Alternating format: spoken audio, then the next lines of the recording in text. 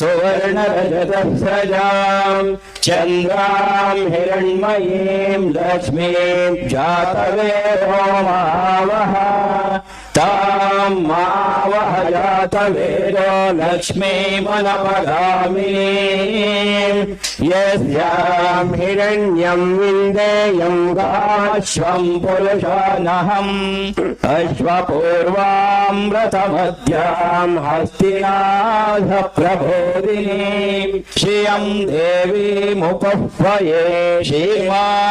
देवी जुषतां कामोऽस्मिता हिरण्यप्राकार मार्गाञ्ज्वलन्तीं तृप्तां तर्पयन्तीं पद्मे स्थितां पद्मवर्णां तामिहोपह्वयेयम्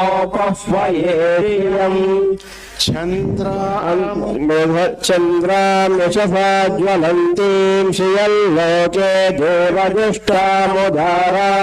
तां पद्मिनीं शरणमहं प्रपद्ये अलक्ष्मीर्मे नश्यतां पावृणे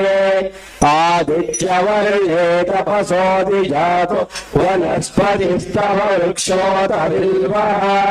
तस्य फलानि तपसानुदन्तो